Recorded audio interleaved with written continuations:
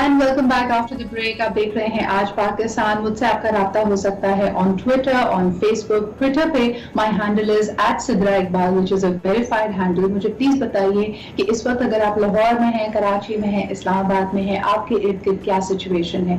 क्या आपको अभी भी लगता है कि जो रिपोर्ट्स हम यानी मीडिया आपको दिखा रहा है उसमें कोई सच्चाई नहीं है? कोविड-19 हमने जरूरत से ज्यादा एग्जैजरेट कर दिया and it's not supposed to be something that we need to be scared of. और इसके साथ साथ क्या आप समझते हैं कि मौजूदा हुकूमत is at the top of its game? पूरी दुनिया में मेरे ख्याल में ये चैलेंज बहुत ज्यादा गंभीर है और हुकूमतों के लिए, हुक्मरानों के लिए मुश्किल है एक ऐसी फुल प्रूफ हिकमत अमली बनाना जिससे इसको पूरी तरह काबू किया जा सके। लेकिन जैसे मुहावरतन कहा जाता है पाकिस्तान में, यक न शुद दो शुद, यानी आपके सामने एक नहीं दोहरी मुश्किल ये है कि सिर्फ और सिर्फ आपने इस पेंडेमिक से नहीं निपटना बल्कि साथ साथ आपके सामने मईशत को भी सहारा हमने देना है। और जब हम लॉकडाउन की तरफ जाते हैं, कंप्लीट हमारी जो माशी एक्टिविटीज हैं उसको बंद कर देते हैं, तो हम उसके मुतामिल नहीं हो सकते कि उसका आफ्टरमाथ हम बर्दाश्त कर सकें। लेकिन इस वक्त जिस तरह नंबर्स तेजी से बढ़ रहे हैं, लॉकडाउन नागुज़ीर नजर आ रहा है। कल की इत्तलात के मुताबिक आज रात 12 बजे के बाद लाहौर में जुज़वी तौर पे बहुत सख्त लॉकडाउन लगाया जाएगा। यानी 80 ऐसे मकामात हॉटस्पॉट्स की निशानदेही की गई है जहां पे अब मेरे ख्याल में सख्ती के साथ लॉकडाउन को अमल पैरा होना पड़ेगा, अदरवाइज ये नंबर्स बढ़ते चले जाएंगे। हमारे साथ मौजूद है हमारे लाहौर ब्यूरो चीफ जनाब सलीम शेख साहब। उनसे इसके बारे में इत्तलात लेते हैं, मजीद इंफॉर्मेशन लेते हैं। अस्सलाम वालेकुम सलीम साहब। जी वालेकुम अस्सलाम। बहुत बहुत शुक्रिया मुझे ज्वाइन करने के लिए। सबसे पहला सवाल आपसे यही करना चाहूंगी, 80 से ज्यादा जो हॉटस्पॉट्स आइडेंटिफाई किए गए हैं लाहौर में, इसमें कौन से एरियाज शामिल हैं? ये ज्यादा पॉपुलेशन वाले एरियाज हैं, एलीट एरियाज हैं, मुतवस्सित तबके के इलाके हैं? इसके बारे में हमें कुछ डिटेल्स बताइएगा। जी देखिए, मैं आपको बताऊं कि जो लाहौर को इन्होंने तकसीम किया है कोरोना के हवाले से, उसमें जो 9 टाउन है, तमाम टाउन्स में जो है कोरोना के बहुत ज़्यादा केसेस हैं, जिसकी वजह से जो है उनको सील करने के लिए जो है वो आज रात 12 बजे से अमल दरामद शुरू कर दिया जाएगा। और इसमें जो यास्मीन राशिद साहिबा उनसे बात हुई थी तो उनका ये कहना है कि लाहौर जो 9 टाउन है उनके तमाम टाउन्स में जो है वो कोरोना के केसेस मौजूद हैं और मजबूरन ये जो है वो कहती हैं कि हम इनके इलाकों को बंद करने के लिए जा रहे हैं। इसमें सबसे जो बड़ा निश्तर टाउन है, निश्तर टाउन जो फिरोजपुर रोड पर वाक़ है और यहाँ पर उनका ये कहना है कि सबसे ज़्यादा केसेस हैं। और इस तरह अगर आप देखें एलीट क्लास जो है उनके एरियाज़ उनमें भी जो है वो कोरोना के केसेस हैं, जिस तरह वाबडा टाउन है, गुलबर्ग है और इसी तरह DHA है। और उसके साथ साथ मैं आपको बता दूं कि जहाँ पर मुतवस्सित तबके के लोग रहते हैं और थोड़े से कम आमदनी वाले लोग हैं, वहाँ पर भी ये वबा इसी तरह है। और वहाँ पर भी जो है आज रात 12 बजे जो है अक्सर इलाकों में लॉकडाउन मुकम्मल कर दिया जाएगा और उन इलाकों को सील कर दिया जाएगा। और जो हमारी बात है उसमें यह है कि जहाँ के हॉटस्पॉट्स को लेके एक तरह से आप स्मार्ट लॉकडाउन की तरफ जा रहे हैं, जिस तेजी से नंबर्स बढ़ रहे हैं, जितनी बड़ी आबादी, यानी आबादी के हवाले से सेंसस के मुताबिक सबसे बड़ा शहर माना जाता है जी लाहौर को, तो क्या ज्यादा बेहतर नहीं था कि मुकम्मल लॉकडाउन लगा दिया जाता? सिर्फ हॉटस्पॉट्स को सील क्यों किया जा रहा है? जी बिल्कुल, जो महकमा सेहत के माहिरीन हैं उन्होंने भी यही तजवीज़ दी थी और 15 मई को जो है एक रिपोर्ट वज़ीर-ए-आला पंजाब को भेजी गई थी जिसमें कहा गया था कि लाहौर में तकरीबन 6,70,000 केसेस हो सकते हैं और इसके लिए जो है मुकम्मल लॉकडाउन जो है 2 हफ्ते का बहुत ज़रूरी है। लेकिन हुकूमत ने उस रिपोर्ट को बिल्कुल नज़रअंदाज कर दिया और फिर उन्होंने जो लॉकडाउन मुकम्मल तौर पर खोल दिया। सिर्फ हफ्ता और इतवार को जो है उन्होंने छुट्टी रखी है। और जो लॉकडाउन के हवाले से मैं बताऊँ कि हुकूमत ये कहती है कि जो SOPs जारी किए गए उन पर सख्ती से अमल दरामद किया जाए और उसमें जो सबसे बड़ा SOP है वो ये है कि मास्क की पाबंदी की जाए। लेकिन मैं ये समझता हूँ कि मास्क की पाबंदी हुकूमत ने कह तो दिया और दुकानदारों ने बाहर लिख के भी लगा दिया कि मास्क के बगैर जो है वो दुकान के अंदर दाखिल ना हो। लेकिन हमने ये देखा है कि दुकानदार खुद जो है वो मास्क तो लगाते हैं फैशन के तौर पर, उन्होंने मुँह और नाक को छोड़ कर और नीचे कर लिया होता है मास्क, ताकि अगर कोई आए तो उनको कहें कि देखें हमने मास्क मास्क तो लगाया हुआ। ये मास्क इस तरह लगाने का किसी को कोई फायदा नहीं होगा जब तक कि आप मैंने एक मीम देखी थी सलीम साहब, मैंने ऑनलाइन लोगों को देखा था कि अक्सर यही बात कर रहे थे कि देखें जो लोग इस तरह मास्क पहनते हैं उनको बता दिया जाए कि उनके नथने उनकी नाक पर है, उनकी थोड़ी पर नहीं है। तो इसलिए बहुत अहम है कि अगर आप मास्क का इस्तेमाल कर रहे हैं तो वाकई उसका इस्तेमाल किया जाए, ये नहीं कि फैशन के तौर पे या फिर खानपुरी के तौर पे सिर्फ आप कह दें कि मास्क आपने इस्तेमाल किया हुआ है। एक और बात आपसे पूछना चाहूंगी कि इससे जो हम कहते हैं ना कि एक लोगों के अपने रवैयों में क्या तब्दीली आई है सलीम साहब। पहले हम एक बहुत सख्त तरीन लॉकडाउन में थे, उस्मान बुसार साहब ने मेरे ख्याल में सिर्फ के एक रोज के बाद अनाउंस किया था कि पंजाब भर में लॉकडाउन लगेगा। इसमें नरमी के बाद जो हम रवैये देख रहे हैं लोगों के, खुद एसओपी फॉलो ना करना, क्या आपको लगता है कि हुकूमत की जो कम्युनिकेशंस कैंपेन है, जो आगे ही मुहिम है, वो नाकाम रही है, वो गैर मौसर रही है क्योंकि लोगों के रवैयों में, उनके बिहेवियर्स में कोई तब्दीली नहीं नजर आ रही? जी बिल्कुल, आपकी बात ठीक है। मैं अभी भी कई लोगों से मिलता हूँ, कई दुकानदारों से भी मिलता हूँ और आम शहरियों से भी मिलता हूँ, तो उनमें से अक्सरियत जो है वो ये पूछ रही होती है कि आप ये बताएं कोरोना है, कोरोना को आपने देखा है। उनको ये नहीं पता कि लाहौर जो इस वक्त सबसे ज़्यादा गढ़ बन चुका है, 50% से ज़ायद जो मरीज़ हैं कोरोना के वो लाहौर में है। लेकिन अभी भी लोगों का रवैया ऐसा है कि वो पूछ रहे होते हैं कि जी आप ये बताएंगे कोरोना है या नहीं है। मैं ये समझता हूँ कि आवाम को अपना किरदार तो 100% अदा करना चाहिए क्योंकि इसमें सबसे बड़े जो स्टेक होल्डर है वो आवाम है और आवाम अपना किरदार अदा नहीं करेगी तो नुकसान जो है हुकूमत का तो जो होना है वो हो ही जाना है, लेकिन आवाम का इसमें सबसे ज़्यादा नुकसान है। लेकिन इसके साथ साथ मैं ये समझता हूँ कि हुकूमत को अपना किरदार प्रॉपर अदा करना चाहिए था। जब माजी में लॉकडाउन लगा, रमज़ान में जब लॉकडाउन लगा था तो मुकम्मल लॉकडाउन था और दुकानों को खोलने की इजाज़त नहीं थी, लेकिन हमने ये देखा है कि दुकानों के शटर जो है वो खोलते थे और गाहक को अंदर दाखिल करते थे और फिर शटर बंद कर देते थे और लोग जो है ख़रीदारी करके बड़ा खुश होते थे, फ़ख्र महसूस करते थे कि देखें जी हमने लॉकडाउन के बावजूद जो है अपनी शॉपिंग मुकम्मल कर ली। खुदारा ये ऐसा ना करें, उसकी वजह यह है कि शॉपिंग तो है, जब ज़िंदगी रहेगी, सेहत रहेगी तो सारी चीज़ें हो सकती हैं, लेकिन इनमें बिल्कुल सही कह रहे हैं सलीम साहब। एक और सवाल आपसे करना चाहूंगी कि जहाँ पे आप ये सवाल उठाते हैं कि लोगों ने कहा कि जी ये कैंपेन गैर मौसर रही है और उनको यकीन नहीं आता कि कोरोना जैसे कोई वबा है या इतनी सीरियस मैटर है।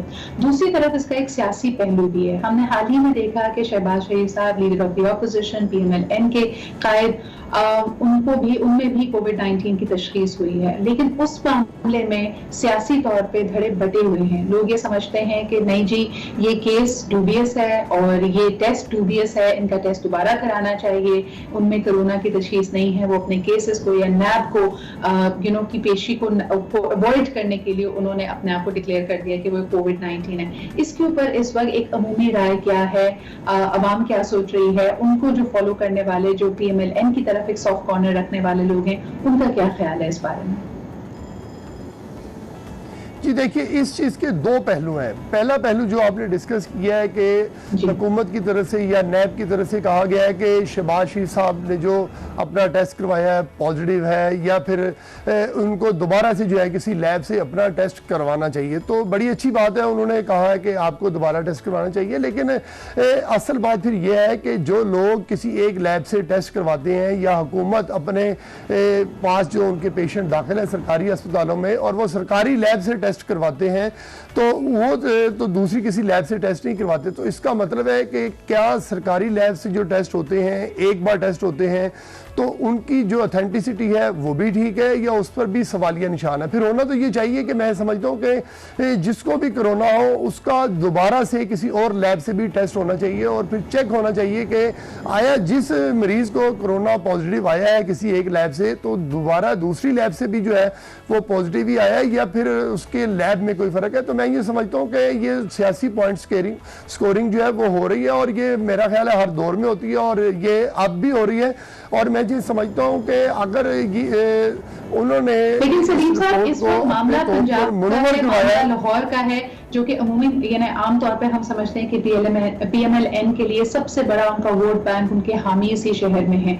इस वक्त उसको लॉकडाउन करने की बात की जा रही है, हॉटस्पॉट्स को बंद करने की बात की जा रही है, लेकिन जो एक ऑपोजिशन की आवाज हो सकती थी, हमने देखा कि शहबाज शरीफ साहब ने मुकम्मल तौर पर रद्द कर दिया, कहा कि ये अवाम दोस्त या गरीब परवर बजट नहीं है।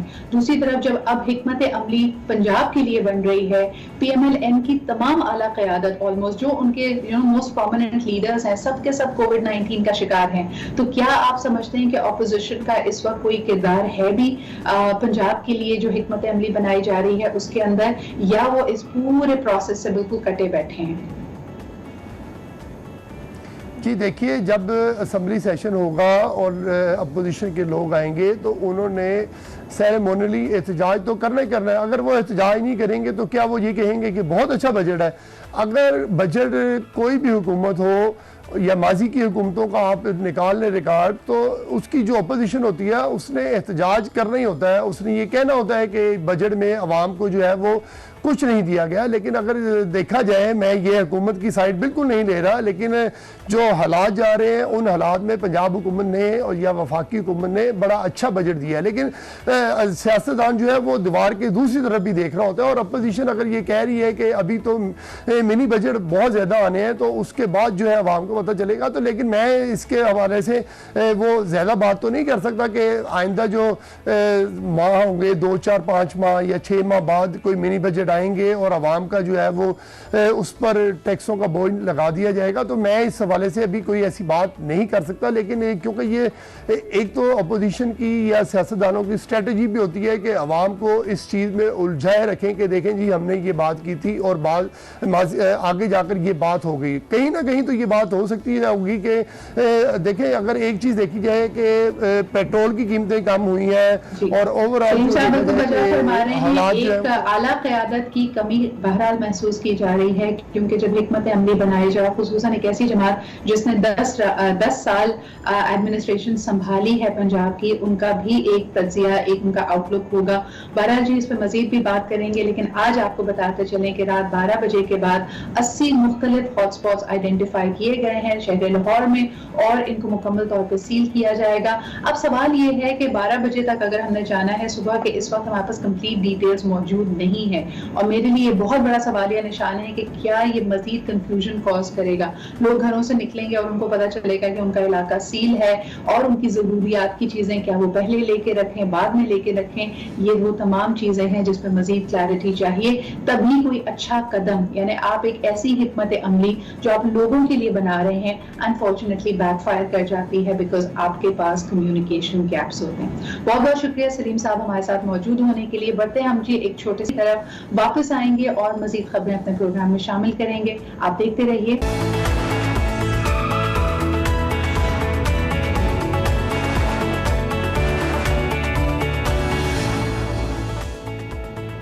Welcome back after the break. आप देख रहे हैं आज Pakistan. You can get in touch with me via Twitter @Sidra Iqbal.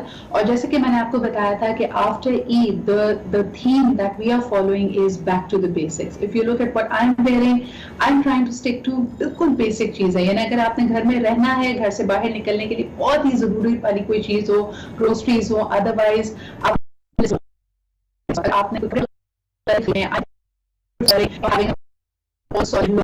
जो बेसिक लुक है, लेकिन this is the theme for 2020 as well. कल 2-3 चीजें मैंने बड़ी इंटरेस्टिंग देखी, खास तौर पर फैशन या अटायर रिलेटेड, कि कहा जा रहा है कि 2020 का ट्रेंड जो कि आने वाले कई सालों तक प्रोबेबली रहेगा इज द मास्क।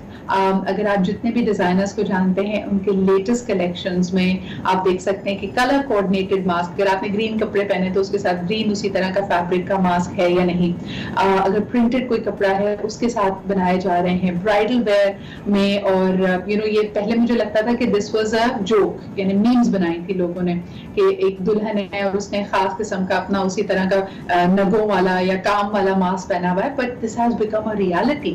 तो ये बड़ा इंटरेस्टिंग चीज है। और लेकिन साथ साथ लोग दूसरे मास्क भी इस्तेमाल कर रहे हैं, सर्जिकल मास्क भी इस्तेमाल कर रहे हैं। N95 जो हम बार बार बात करते थे कि भाई इतनी कीमत का था, कीमत फौरन बढ़ गई।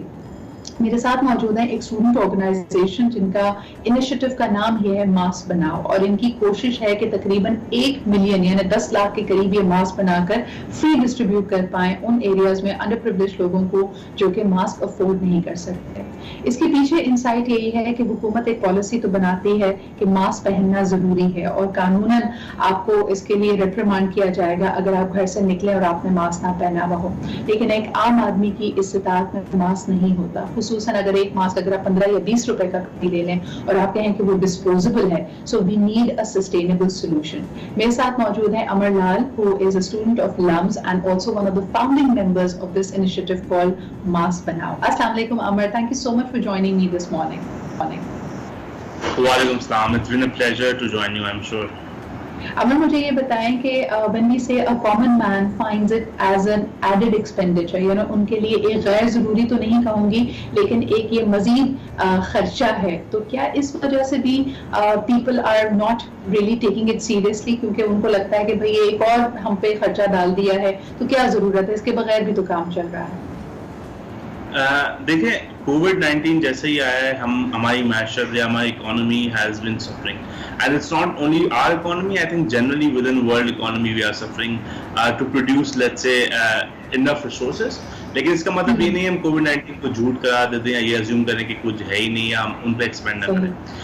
तो एसेंशियली कोविड-19 को इतना महंगा बनाया जा रहा है, लेकिन आप घर में बैठे भी फॉर एग्जाम्पल आप घर में मास्क बना के अपने आप को सेफ रख सकते हैं अगर आपको बाहर जाना ही है। लेकिन अमर, इसमें फिर एक सवाल खड़ा होता है कि a lot of people have been saying कि N95 मास्क या सर्जिकल मास्क ही इफेक्टिव है। अगर आप कपड़े का मास्क जो आप घर में बनाते हैं वो फायदेमंद नहीं है या मौसर नहीं है, इसके बारे में आप क्या कहेंगे? देखिए, अभी पहले तो आपकी जो CDC थी दे हैव गिवन गाइडलाइंस कि आप कैसे घर में मास्क बना सकते हैं या फैब्रिक मास्क क्यों इम्पोर्टेंट है। ये सिर्फ पाकिस्तान में नहीं, ऑल ओवर यूरोप यही कैंपेन चली है जिसको हम कहते हैं मास्क फॉर ऑल। उन्होंने भी फैब्रिक मास्क पे रिलाय करके पूरी उसको फैलाया है, लोगों को मास्क बनाए। पर मोर इम्पोर्टेंटली अभी WHO की गाइडलाइंस आई है कि आप फैब्रिक मास्क पहन सकते हैं अगर आप इन्फेक्टेड नहीं है। तो अगर लेट्स से एक इंसान को वायरस नहीं है तो उसके लिए फैब्रिक मास्क भी उतना ही इम्पोर्टेंट है। And on the other hand जो आपके सर्जिकल या N95 मास्क होते हैं they should be left for front line workers जिनको एक्चुअली इनकी जरूरत है। बिल्कुल, तो आपका कहने का मकसद है कि ये लिमिटेड सप्लाई जो होता है सर्जिकल मास्क का या N95 मास्क का, इसका अव्वलीन हक यानी पहली तरजीह हमारी होनी चाहिए कि हमारे डॉक्टर्स, पैरामेडिक्स और नर्सेस के पास, तो बजाय इसके कि आप और मैं जिनको ऐसे किसी वार्ड में नहीं जाना, किसी ऐसे मरीज को लुक आफ्टर नहीं करना, हम जी दुकान में पहन के ग्रोसरी लेने के लिए भी N95 मास्क आ रहे हैं। So very important point. मुझे ये बताएं अमर कि फैब्रिक मास्क जो घर में बनाया जाए या जो आप लोग कोशिश कर रहे हैं कि ज्यादा में बने, इसके लिए क्या गाइडलाइंस है? कौन सा फैब्रिक इस्तेमाल किया जा सकता है, कौन सा फैब्रिक इंपॉर्टेंट हो सकता है इसके लिए? देखिए, इसमें फैब्रिक बहुत ही आम किस्म का आप इस्तेमाल कर सकते हैं। जैसे ये टी शर्ट मैंने पहनी है, इसका फैब्रिक भी इस्तेमाल हो सकता है। आपको सिर्फ ये मेक श्योर करना है कि लेट्स से आपका जो नेट का कपड़ा होता है वो इस्तेमाल ना हो। इसके आप टेस्ट भी ऑनलाइन देख सकते हैं। इसका एक टेस्ट ये होता है, एक वाटर का ड्रॉपलेट जो है वो आप गिरा के देखें मास्क एंड उसको देखें वो आपके हाथ तक जाने में कितना टाइम लगाता है। आप इसको मास्क को मजीद बेहतर भी बना सकते हैं। आप उसमें टिश्यू पेपर यूज करें एज अ फिल्टर, एंड आप जितना भी लेट्स से आपकी टी शर्ट होगी, आपकी हुडी होगी, आप उससे मास्क बनाएं एंड वो आपके लिए कंफर्टेबल भी होगा, क्योंकि काफी लोगों ने ये कंसर्न भी रेज किया है कि हम मास्क पहन नहीं सकते, जो कि इतना बड़ा कंसर्न नहीं है क्योंकि हमें we don't feel comfortable doing it. तो इसमें आपका वो इशू भी सॉल्व करता है, बट मोर इम्पोर्टेंटली आप वायरस से बचाव भी मिलता है काफी हद तक। ठीक है। अच्छा, दूसरी चीज जो मैं यहाँ पे जरूर हाईलाइट करना चाहूंगी कि सर्जिकल मास्क या कोई भी मास्क अगर आप इस्तेमाल करते हैं, एक तो सबसे बड़ी चीज जो हम थोड़ी देर पहले भी कह रहे थे, उसका आपके नाक को और मुंह को कम्प्लीटली ढकना बहुत इंपॉर्टेंट है। जो लोग फैशन स्टेटमेंट के तौर पर या कहें जी हमें सांस लेने में मुश्किल हो रही है, उसको बार बार आप नीचे कर लेते हैं, that is not going to make it effective. आप अपने आप को और वल्नरेबल कर रहे हैं, मजीद एक्सपोज कर रहे हैं। अमर, इसके साथ साथ ये भी देखने में आया है कि लोग मास्क लगाकर उसको भूल जाते हैं, मिसाल के तौर पे आप एक ही मास्क इस्तेमाल कर रहे हैं, जो सर्जिकल मास्क अगर है, जो कॉमन वाला होता है, उसकी मुद्दत होनी चाहिए 24 घंटे, बहुत हुआ आपने 48 घंटे उसको इस्तेमाल कर लिया या 18 घंटे इस्तेमाल कर लिया, you need to get rid of it. लोग हफ्ते भर एक ही मास्क इस्तेमाल कर रहे हैं, या अगर फैब्रिक का मास्क है तो उसको धो नहीं रहे। जरा इसकी मेंटेनेंस के बारे में बताएं। If you are using a fabric mask, उसको कितना ऑफन हमें क्लीन करना चाहिए, धोना चाहिए और धोकर इस्तेमाल करना चाहिए? देखिए, as far as surgical mask are concerned, I will highly advise कि वो 24 घंटे ज्यादा पहनने ही नहीं चाहिए। अगर आप पहन भी रहे हैं, जो आपको पहनने नहीं चाहिए, लेकिन अगर आप पहन भी रहे हैं 24 घंटे से ज्यादा उससे इस्तेमाल ना करें, क्योंकि आप उससे अपने आप को ज्यादा चांस है कि इन्फेक्ट कर सकते हैं। लेकिन जो आपके फैब्रिक मास्क होते हैं, उनको the reason why fabric mask Pakistan में ज्यादा काम कर सकते हैं, क्योंकि सर्जिकल मास्क की प्राइस ज्यादा है, रोज एक बंदा नया नहीं ले सकता। फैब्रिक मास्क का सबसे बड़ा अच्छा पॉइंट ये है कि वो रीयूजेबल है, आप नॉर्मल यूज कर सकते हो। आपने जो भी आपके नॉर्मल डिटर्जेंट होता है, आपने एक दफा यूज किया, आपने उसे धो दिया, आपने सन में सुखाया तो फिर प्रेफरेबल है, सन में आपने रख दिया, आपने अगले दिन फिर यूज करा। This mask can last up to 1 week, and even if, let's say, 2 weeks, if you are maintaining it properly. So there's no need to, let's say, change the mask repeatedly. You have to just make sure कि आप जब बाहर से आ रहे हैं आप उसे धो लें।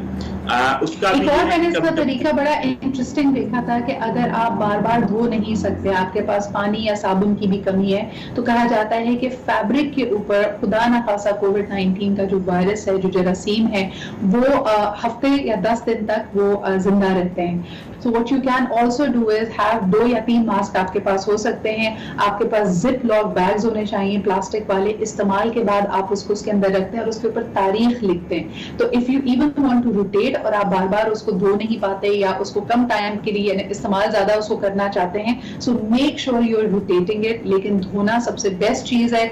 वॉश इट और उसके बाद आप डिटॉल से या किसी डिसइंफेक्टेंट से भी उसको एक दफा डाउस जरूर कर लें। Any other thing, what about children, बच्चों के लिए क्या कहेंगे अमर? पेरेंट्स कितने ज्यादा कंसर्न हुए हैं? मैंने अक्सर देखा है कि बच्चों को वो मास्क ना लगाते हैं, अगर लगा भी दें तो वो ख्याल नहीं रख पाते, बच्चों को बता नहीं पाते कि कितना अहम है मास्क को हाथ ना लगाना और उसको पहने रहना। I think, if I'm being honest, I think this is a bigger problem कि लोग यहाँ पे समझ रहे हैं कि जो बच्चे हैं या जवान हैं उनको ये बीमारी लग ही नहीं सकती, या वो apparently this is just a flu. But I just want to say this is not just a flu, and आप भी उतने vulnerable हैं, जो बच्चे आपके होते हैं वो भी उतने vulnerable हैं, हम भी उतने vulnerable हैं। तो बच्चों को अक्सर ये भी होता है कि बच्चों को अक्सर ये गाइडलाइंस दी नहीं जाती कि अगर आप मास्क लगा भी रहे हैं तो इसका मतलब ये नहीं कि आप मास्क नीचे कर दें या मास्क ऊपर कर दें। आपको अपना ये जो फ्रंट फेस है, which is nose, mouth, etc. you have to cover these portions. तो आई थिंक पेरेंट्स का इससे बहुत ज्यादा रोल है। आई थिंक अभी स्कूल्स वगैरह हैं उनके साथ भी हमने ये काम करा है। आप स्कूल्स में एक्टिविटीज वैसे करा रहे हैं, ऑनलाइन क्लासेस चल रही हैं, आप बच्चों को इंगेज करें, वो घर में मास्क बनाएं। जो भी अगर स्कूल्स जो भी प्रिंसिपल वगैरह ये सुन रहे हो तो आप उनको इस प्रोडक्टिव एक्टिविटी में इंगेज करें ताकि उनको अवेयरनेस दे इस चीज की। अमर, आप अवेयरनेस तो देते हैं लेकिन बच्चे के लिए अनकंफर्टेबल भी होता है। मैंने देखा जो खास तौर पर छोटे बच्चे होते हैं, 4 साल की उम्र वाले बच्चे, 5 साल की उम्र वाले बच्चे, उनको हम मास्क लगा भी दें तो they find it very irritating. कोई क्रिएटिव तरीका है, कोई फन तरीका है? मैं तो समझती हूँ कि अगर आपके तरीके से जो घर में हम फैब्रिक मास्क बना सकते हैं तो मेरे ख्याल में बच्चों को इसमें इन्वॉल्व कर लें, उसके लिए एक फन एक्टिविटी बना लें।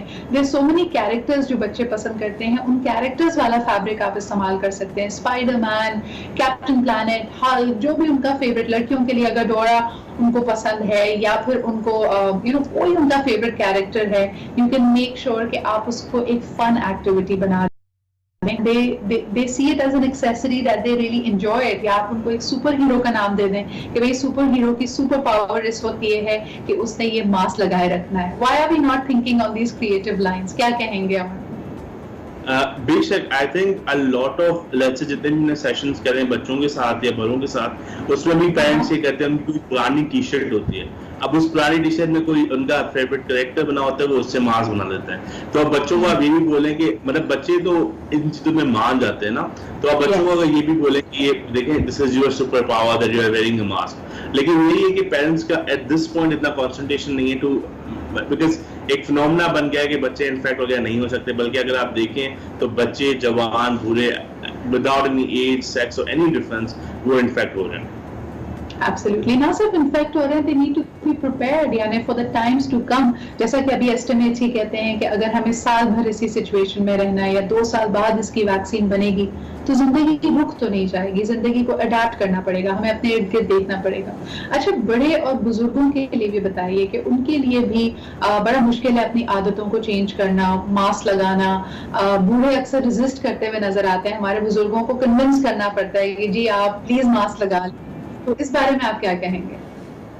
अच्छा, तो बेसिकली जब हम मास्क डिस्ट्रीब्यूशन अभी भी कर रहे हैं कराची वगैरह में, एरियाज लांडी वगैरह है, वहाँ पे भी हम सिर्फ मास्क नहीं दे रहे, हम फ्लायर्स भी दे रहे हैं। अब उन फ्लायर्स हमने स्पेसिफिकली मेंशन किया हुआ है, जो आपके बुजुर्ग हो गए लोग होते हैं, आप उनको ये समझाएं कि वो अपने आप को तो रिस्क में डाल रहे हैं, लेकिन आप सबसे ज्यादा रिस्क में डाल रहे हैं अपने घर वालों को, क्योंकि आपके जो बुजुर्ग हैं उनके लिए बहुत मुश्किल होता है कि वो बाहर ना जाए।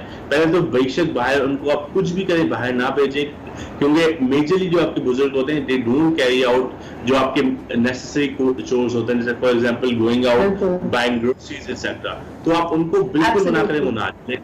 एक तो वो जाए नहीं बाहर। Amar, thank you so much, I think it's a brilliant initiative. Please make sure कि हमारे पास क्योंकि लिमिटेड वसाइल हैं, कहा जैसे जाता है सर्जिकल मास्क हो या N95 मास्क हो, उसको सिर्फ और सिर्फ 24 घंटे के लिए इस्तेमाल करना चाहिए। तो इमेजिन कीजिए अगर आपके घर में 5 अफराद हैं और आप रोज एक सर्जिकल मास्क यूज कर रहे हैं, ये मास्क दरअसल नर्सेस, पैरामेडिक्स और डॉक्टर्स के काम आ सकता है। ऑन द अदर हैंड, अगर आपको ये वायरस नहीं है, आप बचाव की बात कर रहे हैं, आप environment friendly sustainable fabric mask इस्तेमाल कर सकते हैं, जो कि कोई भी अच्छे फैब्रिक का, आप बेशक उसको घर में बनाइए, उसकी हाइजीन का ख्याल रखिए, उसको 2-3 दिन बाद या 1 दिन के बाद उसको धो जरूर लीजिए, उसको डिसइंफेक्ट कीजिए और उसको इस्तेमाल कीजिए।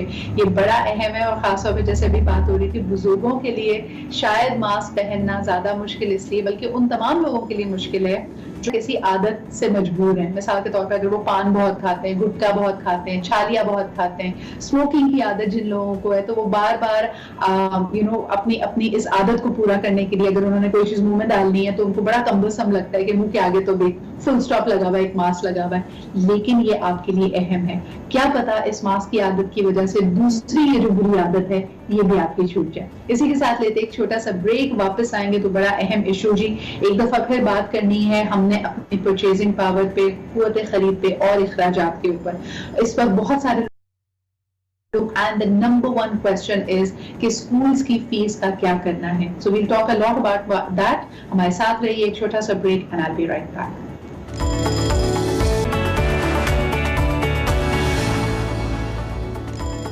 And welcome back. आप देख रहे हैं आज पाकिस्तान। अस्सलाम वालेकुम टू ऑल द पीपल जो अभी अभी हमें ज्वाइन कर रहे हैं। आपका दिन किस तरह शुरू हुआ हमें बताइए, क्योंकि अभी भी लोग कह रहे हैं कि we have lost the count, यानी कब से हम लॉकडाउन में हैं, वर्क फ्रॉम होम कर रहे हैं।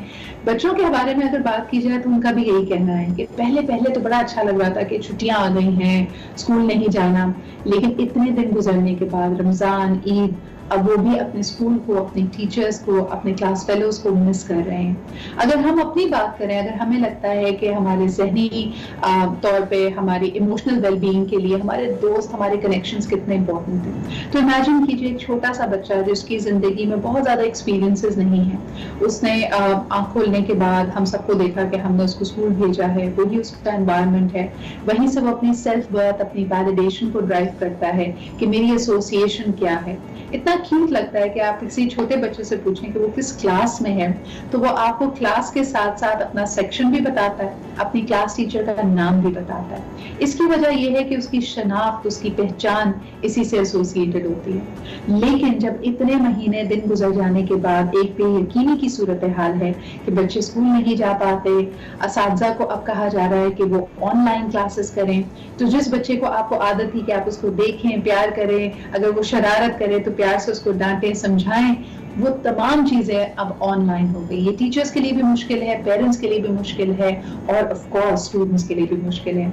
इस वक्त क्या सूरत हाल है, इस पे बात करेंगे। ऑनलाइन लर्निंग कितनी मौसर है, फिर साथ साथ इसका जो एक इसके जो इखराजात हैं, इसका जो एक एक्सपेंडिचर्स का पहलू है वो भी बड़ा अहम है। स्कूल्स के लिए बहुत जरूरी है कि वो अगर अपने स्टाफ को रखना चाहते हैं, उनकी सैलरी इस टाइम पे देना चाहते हैं, कि वो फीस चार्ज करते रहें। लेकिन पेरेंट्स का फिर ये सवाल है कि बच्चा इस वक्त घर में मौजूद है, ऑनलाइन मजीद उनके अखराजात में एक बढ़ावा दे रहा है कि अगर घर में 3 बच्चे हैं तो तीनों के लिए अब लैपटॉप या कोई आईपैड या कोई गैजेट चाहिए, एक इफेक्टिव रिलायबल किस्म का इंटरनेट कनेक्शन चाहिए, और फिर और दूसरे लवाजमात हो सकता है जी, वर्कशीट को प्रिंट आउट करना हो, कलर प्रिंटिंग चाहिए, उनके साथ बैठना करना, ये सब चीजें पेरेंट्स के लिए दर्द सर बनती जा रही है। क्या सोल्यूशन निकलेंगे आज के डिस्कशन में शामिल गुफ्तगू हुई है।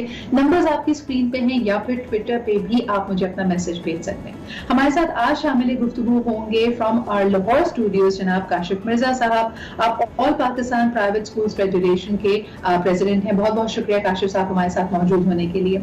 कराची से हमें ज्वाइन कर रहे हैं पेरेंट्स एसोसिएशन के मेंबर जनाब हमूद जाफरी साहब, एंड ऑफ कोर्स हमारे साथ होंगी सेनेटर खुशबख्श जाय साहिबा भी, जो कि खुद भी एक एजुकेशनिस्ट हैं, तो उनसे पूछेंगे कि इस मामले को किस तरह आगे बढ़ता हुआ देख रही हैं। आमतौर पे जब भी ये डिस्कोर्स होता है तो हम प्राइवेट स्कूल्स तक इसको मुहित कर लेते हैं। हुकूमत क्या सोच रही है, क्योंकि सबसे बड़ा एजुकेशन प्रोवाइडर हमारी हुकूमत है, जिसके पब्लिक स्कूल्स हैं, गवर्नमेंट स्कूल्स हैं, उन्होंने क्या हिकमत अमली बनाई है, इस पर भी बात करेंगे आज। सबसे पहले अगर मैं हमूद साहब आपसे शुरुआत करना चाहूँ, कुछ तो हमने पहले भी इसका अहाता किया था, लेकिन पेरेंट्स की इस वक्त सबसे बड़ी कंसर्न क्या है, खास तौर पे अगर बच्चों को ऑनलाइन लर्निंग के थ्रू उनकी क्लासेस को जारी रखना है। शुक्रिया सिद्रा। ऑनलाइन क्लासेस को जारी रखने के लिए मसला जो सबसे अहम और सबसे पहला जो मसला सामने आ रहा है वो ये है कि हम सब जानते हैं कि ये जो वबाई सूरत हाल है सारी दुनिया में, ये अनप्रेसिडेंटेड है और पहली मरतबा हम इसका सामना कर रहे हैं। तो कोई भी इसके लिए पहले से तैयार नहीं था, ना तो पेरेंट्स को पता था कि उनको ये करना है, ना ही स्कूल्स को पता था कि उनको ये करना है, ना ही टीचर्स को पता था उनको ये करना है। इसी वजह से किसी को इल्ज़ाम नहीं दिया जा सकता कि कोई इसमें इस वक्त पीछे है या कोई ख़ास तौर पे या अकेला कोई इस बात का ज़िम्मेदार है। टीचर्स की बात करें तो कैपेसिटी बिल्डिंग ज़ाहिर है उनकी भी इस ऑनलाइन लर्निंग के हवाले से नहीं हो सकी है। KG 1 से लेकर के और यूनिवर्सिटी लेवल तक के बच्चे, ज़ाहिर है सबका स्टैंडर्ड अलग अलग है। KG 1 का बच्चा उस तरह से ऑनलाइन ज़ाहिर है, या क्लास 1 या प्राइमरी सेक्शन, प्राइमरी तक के तमाम बच्चों की अगर बात की जाए तो उनके लिए बहुत मुश्किल है कि वो ऑनलाइन बहुत सुकून से बैठ के उस तरह से सीख लें जिस तरह से वो क्लास में बैठ के सीखते हैं या पढ़ते हैं। और इस बात पे तो जितनी भी आज तक मेरी डिबेट हुई है जहाँ हर आदमी ये मुत्तफ़िक़ है कि ऑनलाइन एक वक्ती सोल्यूशन ज़रूर हो सकता है, लेकिन फ़िज़िकल जो क्लास होती है उसका ये नेमुल बदल हरगिज़ नहीं हो सकता। ठीक है। तो अब छोटे बच्चों की मिसाल आपने भी दे दी, आपने एक मिसाल दी प्रिंट आउट वगैरह के हवाले से, और मैंने पिछले प्रोग्राम में भी मिसाल दी थी कि क्लास 1 की ऑनलाइन क्लास हो रही थी और 5 मिनट बाद उन्होंने एक शीट ईमेल करने के बाद कह दिया कि इसका प्रिंट आउट निकालें, इसको भरें और वापस स्कैन करके वापस ईमेल कर दें। तो मतलब सोचना चाहिए कुछ कहने से पहले, कुछ करने से पहले। उनको ये नहीं सोचना चाहिए कि मेरी जिम्मेदारी पूरी हो जाए, कल जाके वो प्रिंसिपल को जाके बता देंगे मैंने तो भेज दिया था, लेकिन उनको ये भी तो सोचना चाहिए कि ये मुमकिन है या नहीं है। बच्चे के लिए नामुमकिन है। हमारे पास हम सब इसके 2 पहलू निकलते हैं। एक तो उसकी पेडागोजी निकलती है कि क्या ये तरीक़ेकार, ये टीचिंग का तरीक़ेकार हमारे लिए मौसर होगा या नहीं होगा, और दूसरा जो टेक्नोलॉजी एंड है। काशिफ साहब, कई पेरेंट्स इस बारे में कंप्लेन करते हुए नजर आ रहे हैं कि अगर हमारे घर में 2 या 3 बच्चे हैं तो स्कूल्स ये क्यों अस्यूम कर रहे हैं कि हमारे पास उतनी ही तादाद में लैपटॉप्स होंगे, हमारे पास एक ऑफिस सेटअप कंप्लीट होगा, हमारे पास प्रिंट आउट भी है। आप देखिए अक्सर बच्चे जब अपनी प्रेजेंटेशन लेके जाते हैं, उसको प्रिंट आउट करते हैं, तो वो किसी फोटो स्टैट शॉप से करवाते हैं। ये तमाम चीजें लोगों के पास मैसर नहीं है, और लॉकडाउन में ये पूरा सेटअप करना भी बहुत मुश्किल हुआ है। इस मुश्किल का स्कूल्स को इदराक है? बिल्कुल जी, मैं तो पेरेंट के इस मौक़िफ़ में भरपूर तौर पे इनके साथ हूँ, क्योंकि देखें जब ये पेंडेमिक आया तो मैं ये समझता हूँ ये हमारी नाअहल गवर्नमेंट की बहुत संगीन मुजरमाना गफलत थी कि आपको नवंबर में पता चल चुका था कि पेंडेमिक है, और फिर आपको ये भी पता है कि इसने मज़ीद फैलना है। जब आपको सब कुछ पता था तो इसका मतलब ये था कि आपके पास 2-3 माह तब भी थे, आपने कुछ ना कुछ पेशबंदी की होती। फैब से सिंध बंद था, बलोचिस्तान हमारा दिसंबर से बंद था, और अब बाकी पाकिस्तान मार्च से बंद हुआ है। लेकिन एक बात को इन्होंने समझा नहीं, रियलाइज नहीं किया कि इसका दुनिया के अंदर एक तरीका था, और वो ये था कि उन्होंने स्कूल बंद किए। सबसे पहले उन्होंने टीचर्स को ट्रेन किया एसओपीज के मुताबिक, फिर उन्होंने पेरेंट्स को बुलवाया, सेशन खसूसी किए, उनको ट्रेन किया ताकि घरों के अंदर भी वो बच्चों को ट्रेन कर सकें।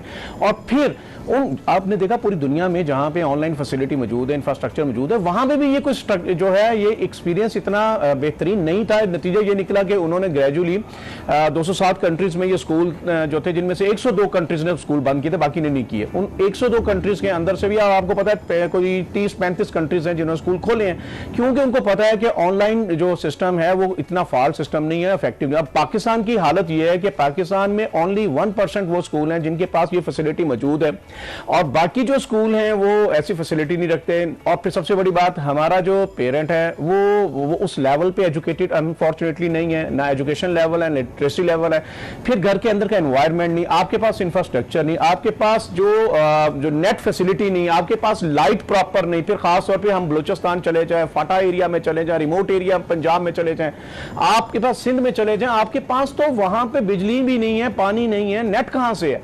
तो इन हालात में ये बहुत जरूरी है, और ये कोई प्लानिंग नहीं। देखें, अगर आपने स्मार्ट घर बना लिया, आपने कहा जी ये तालीम घर है, आपने कहा ये ऑनलाइन तालीम है, तो ये कौम को बेवकूफ बनाने वाली बात है, क्योंकि जब तक आपके पास बेसिक इंफ्रास्ट्रक्चर नहीं हो सकता। आपकी बात बिल्कुल सही है कि हमारे पास बेसिक इंफ्रास्ट्रक्चर में बहुत ज्यादा गैप्स मौजूद हैं। मेरा सवाल आपसे ये है कि अगर स्कूल्स का इस वक्त ये मौकफ है कि एटलीस्ट अमले के लिए या टीचर्स के लिए उनको रीओपन करने दिया जाए, तो देखें अब हर चीज की उम्मीद हम हुकूमत से अगर नहीं लगाते, जो 1% अगर आप स्कूल की भी बात कर रहे हैं जिनके पास बड़ी बड़ी इमारतें, कस्टम मेड स्कूल्स मौजूद हैं, वहां पे आपने देखा, देखिए हम रमजान में जब शो करने वाले थे तो हमारा रेगुलेटर पेमरा ने तमाम चैनल्स को ये हिदायत दी कि आपके पास सैनिटाइजर गेट होना चाहिए, आपकी सफाई की सूरत हाल ये होगी, आपके अमले ने मास्क पहनना जरूरी है, and we have to follow the SOPs. क्या आप देख रहे हैं ये लचक या ये फॉरवर्ड एक बिहेवियर स्कूल्स की तरफ से? क्या इस वक्त तक स्कूल्स ने, मैं किसी भी स्कूल को नहीं जानती जिसने सैनिटाइजर गेट भी अभी तक लगाया हो? पहली बात तो ये क्यों, चूँकि हमारे स्कूल तो जो हैं फैब से बाद आप देखते हैं बंद हैं, तो सैनिटाइज़र और ये सारी चीज़ें तो आप तब हमसे डिमांड करें जब स्कूल, इवन हमारे एडमिनिस्ट्रेटिव ऑफिस भी इन्होंने बंद किए। और हाई कोर्ट के हुक्म के ऊपर हमें 5 दिन अप्रैल में इन्होंने खोलने की इजाज़त दी और जून में 2 दिन, तो टोटल जब से स्कूल बंद है 7 दिन के लिए तो स्कूल खुले हैं। अभी इनकी हालत ये है कि जो पब्लिक स्कूल हैं जो पूरे पाकिस्तान में, अब ये बुक्स पहले जो मार्च में डिस्ट्रीब्यूट हुआ करती थी, अब जून में ये इन्होंने डिस्ट्रीब्यूट करनी शुरू की। इनकी तो सिंसियरिटी है। फिर आप ये भी देखें कि क्या वहाँ पे ये पेरेंट्स को नहीं बुला रहे, बच्चों को नहीं बुला रहे, वहां भी तो एसओपीज की बात होती है। आपके पास नवंबर से अगर पेंडेमिक था तो आज तक गवर्नमेंट ने एसओपीज तैयार नहीं किए, जबकि हमने इनको ये एसओपीज बना के दिए। 3 माह हो गए, हमने इनको कहा कि ये WHO, यूनिसेफ, यूनेस्को के मुताबिक ये जो है ये आपके हैं, इनके मुताबिक आप बच्चों को अलाउ करें। खुदा के लिए ये पेंडेमिक बढ़ रहा है, अगर आप इस वक्त बच्चों को ट्रेन नहीं करेंगे, 2 बातें मैं आपसे शेयर कर लूं। एक तो इनको ट्रेनिंग की जरूरत है, पेरेंट्स को और टीचर्स को भी। तो दूसरी बात हमने ये की कि यार आपको अगर आपको लगता है तो हम पहले हफ्ता 10 दिन जो है सिर्फ अपने टीचर और पेरेंट को ट्रेन करेंगे, उसके बाद जो हम बच्चों को लाएंगे फिर सोशल डिस्टेंसिंग होगी, हम 2 से 3 शिफ्टों में पढ़ाएंगे, 3 दिन जूनियर क्लासेस होंगी, 3 दिन सीनियर क्लासेस होंगी। लेकिन इनकी कोई नियत नहीं है। एक बात एक और शेयर कर दूं, इस वक्त 3.5 मिलियन जो लोग हैं ना, वो बच्चों में 3.5 मिलियन बच्चों में एक केस है मुतासरीन का, ये WHO के मुताबिक है। तो आप अगर ये समझते हैं 35 लाख बड़ी अच्छी बात है कि देखें हमारी इस वक्त की जितनी सूरत हाल है, खुदा ना करे कि पाकिस्तान में बच्चों में ये वबा फैले। अच्छा, अभी तक जो बात की जा रही है वो स्कूल्स और हुकूमत के बीच की बात की जा रही है, इसमें पेरेंट्स का बड़ा अहम एक किरदार होगा। महमूद साहब के पास आना चाहूंगी, साथ हैं, जरा उनसे बात कर लेते हैं। हेलो, अस्सलाम वालेकुम। कॉल ड्रॉप हो गई, हम दोबारा राब्ता करेंगे। महमूद साहब, कहा यह जा रहा है हुकूमत एसओपीज को डिफाइन कर दे, स्कूल्स उसको फॉलो कर देंगे, कोई खतरे की बात नहीं है। WHO बता रहा है कि इतने बड़ी तादाद में बच्चों के अंदर इसकी जो परसेंटेज है इफेक्ट होने की वो बहुत कम है। क्या ये काफी है पेरेंट्स के एतमाद को बहाल करने के लिए? पेरेंट्स, अगर आज आपको कह दिया जाए कि स्कूल्स ने एसओपीज को फॉलो कर लिया है, क्या पेरेंट्स इस बात पे अग्री करेंगे कि वो अपने बच्चों को स्कूल भेजें? आपके सवाल का जवाब दूंगा। पहली बात तो ये कि एसओपीज़ का जहाँ तक ताल्लुक़ है WHO के तैयार करदा, जैसे काशिफ साहब बात कर रहे हैं उस हवाले से, देखिए, कहना बहुत आसान है और करना बहुत मुश्किल है। यही स्कूल्स कराची में, लाहौर की मैं बात नहीं कर रहा, कराची में अभी 15 तारीख को इन्होंने एक स्कूल्स के मालिकान ने, जो ज़ाहिर है सबसे पहले इस बात के लिए तैयार होंगे कि SOPs को किस तरह से अमल कराना है, उन्होंने प्रेस क्लब के सामने मुजाहरा किया और कोई 200-300 लोग या जितने भी लोग थे, एक बड़ा मजमुआ था। और आप वीडियोस निकाल के देखें, तमाम चैनल्स ने दिखाई थी, वो खुद SOPs का उन्होंने कतई कोई ख्याल नहीं रखा। ये मैंने आपको एक और मिसाल दी थी कि एक स्कूल ने टीचर्स को बुलाया ट्रेन करने के लिए और 5 कैंपसेस के टीचर्स को एक ही कैंपस में बुला लिया और फिर पता चला कि इनमें से 2 अफेक्टेड हैं, तो सबको वापस भेजने के बाद, फ्यूमिगेशन कराने के बाद दोबारा उनको वापस बुला लिया। अब ये पहला हिस्सा। और दूसरा, मुझे ये बताएं कि इन चीज़ों को मद्देनजर रखते हुए अगर 35 लाख में से अगर एक केस रिपोर्ट हुआ है, अगर ये फिगर सही है, तो मैं ये समझता हूँ कि इसकी सबसे बड़ी वजह यह है कि बच्चे घर में हैं। अगर ये बच्चे स्कूल में होते तो इस वक्त सिनेरियो फर्क होता। और फिर सबसे बढ़कर ये कि लोग इस बात को मद्देनजर नहीं रखते कि हर स्कूल जाने वाला बच्चा पैदल या पेरेंट्स के साथ या अपनी गाड़ी में नहीं जा रहा, वो पब्लिक ट्रांसपोर्ट भी इस्तेमाल कर सकता है, वो वैन्स या बसेस का सिलसिला भी होता है। तो आप कहाँ SOPs को फॉलो कराएंगे। लेकिन फिर उससे भी बड़ा सवाल हमारे सामने ये है कि ये 1 या 2 हफ्ते की बात नहीं है। अगर चले छोटी क्लास में कोई बच्चा है तो आप कहें कि यार कोई बात नहीं, इसका 1 साल अगर एकेडमिक ईयर ये पीछे भी रह गया, इसके लिए और एक्सपीरियंसेस हैं, ये घर में रहे, मुख्तलिफ और तरीकों से सीखे, I am fine with that. लेकिन मेक एंड ब्रेक टाइम जिन बच्चों का है, जिनको जो O लेवल्स कर रहे हैं, जो मैट्रिक कर रहे हैं, जिन्होंने आगे फिर कॉलेज में जाना है, वो अनलिमिटेड टाइम तक घर में कैसे रहें, इस पे पेरेंट्स क्या सोच रहे हैं, इस पे बात करेंगे। एक कॉलर हमारे साथ है, उनसे भी बात कर लेते हैं। हेलो, अस्सलाम वालेकुम। हेलो, अस्सलाम वालेकुम जी, कौन सा, आप कहाँ से बात कर रहे हैं? Hello, I am so sorry, आपको अपने टेलीविजन की आवाज बंद करनी पड़ेगी अगर आपने हमसे बात करनी। छोटा सा ब्रेक लेते हैं, वापस आएंगे। पेरेंट्स की इस करने की कोशिश करेंगे कि फीस अपनी तरफ पूरी 100% है, बल्कि थोड़ी ज्यादा बढ़ भी गई है। बच्चे स्कूल जा नहीं सकते बिकॉज जाहिर सी बात है, एक वबा बड़ी तेजी से फैल रही है पाकिस्तान में, तो अगले 2 माह तक तो हम सोच भी नहीं सकते इस बारे में। लेकिन फिर क्या सीखने सिखाने तदरीस का अमल रुक जाएगा? ये सवाल है हमारा। एक छोटा सा ब्रेक लेते हैं, will be right back.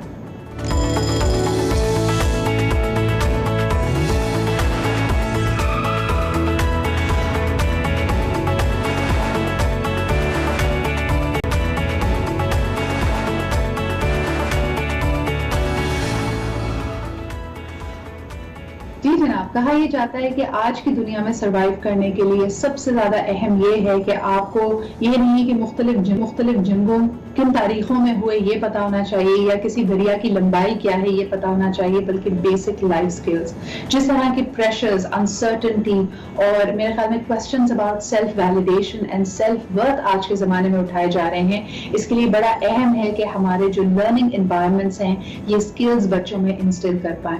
Kashif साहब हमारे साथ शामिल गुफ्तगू हैं, हमूद साहब हैं। क्या टीचिंग आज के ज़माने में ना सिर्फ ये कि हमारे तरीक़ेकार बदलना चाहिए, बल्कि टीचिंग की नई चीजें, नई जिद्दतें इसमें आने की जरूरत है? क्या कहेंगे आप इस पे हमूद साहब? के बात ये बार बार की जा रही है कि बच्चा स्कूल तक कैसे पहुंचे, क्या किया जाए, फीस हम दें, लेकिन बच्चे का जो अपना सीखने का अमल है उसके बारे में आप क्या कहेंगे? क्या ये पूरा अरसा जो वो घर में गुजार रहा है ये लॉस है, या इसके बदले यानी ही इज लर्निंग और she is learning something else? जब भी किसी की भी ज़िंदगी में, वो पेरेंट्स हों या कोई भी हो, या आम हालात में भी जब आपको कोई फ़ैसला करना होता है तो आपके पास मयार ये होता है कि कौन सी चीज़ ज़्यादा मुझे फ़ायदा देगी और किस चीज़ से मुझे ज़्यादा नुकसान होगा, उन चीज़ों को आप कंपेयर करते हुए फ़ैसला करते हैं। आजकल के जो हालात हैं, कोई भी ज़ी फ़हम, ज़ी शऊर, ज़ी अक़ल आदमी अगर उससे पूछा जाए कि तालीम या सेहत, तालीम हर हाल में बहुत इम्पॉर्टेंट चीज़ है, लेकिन अगर प्रायोरिटी की अगर पूछा जाए कि सेहत की कीमत पर तालीम, सवाल ही नहीं पैदा होता। मैं मुझसे पूछे हाँ। मैं 1 साल अपने बच्चे को अपने घर बैठा लूँगा अगर मुझे लगेगा कि आज जाने से उसको कोई खुदा न खास्ता कोई नुकसान पहुँच सकता है। मैं 1 साल बर्दाश्त कर लूंगा। आपकी यही बात मैं काशिफ साहब के पास ले जाना चाहूंगी। काशिफ साहब, ये सवाल तो बहुत लोग उठा रहे थे ना कि बच्चों को हमने एक ऐसे प्रोसेस में डाल दिया है जहां हमें सिर्फ और सिर्फ ये परवाह है कि उसने क्लास में फर्स्ट आना है, कितने एज लेके आने हैं, वो कितना खुश है, कितना मुतमईन है अपनी जिंदगी से, क्या वो अपने आप को वर्थलेस तो नहीं फील करता, ये बातें नहीं हो रही थी। आज भी जब स्कूल्स ये प्रोटेस्ट करते हुए नजर आते हैं कि उनको खोला जाए दोबारा और उसी तरह की क्लासरूम को दोबारा शुरू किया जाए, तो कहीं ना कहीं मुझे लगता है ये डिस्कनेक्ट है। क्या इसकी कोई सुनवाई, कोई इसके बारे में रिफ्लेक्शन, इनवर्ड रिफ्लेक्शन स्कूल्स में मौजूद नहीं है कि अब दुनिया बदल रही है, हमारी जिंदगियां बदल चुकी हैं कोविड-19 के बाद, तो इनको भी बदलने की जरूरत है?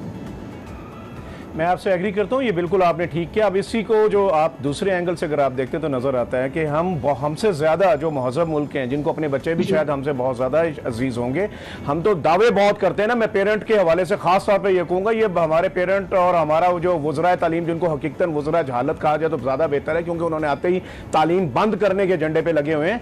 इनसे जरा ये पूछें कि घरों के अंदर आपने SOPs के ऊपर बच्चों को पाला है। हमारे बाजार देख लें, मॉल्स देख लें, इवन पार्क्स खुल गए, पार्क्स में जाके आप देख लें कितने बच्चों के ऊपर तवज्जो है, उनकी हालत आप देखें।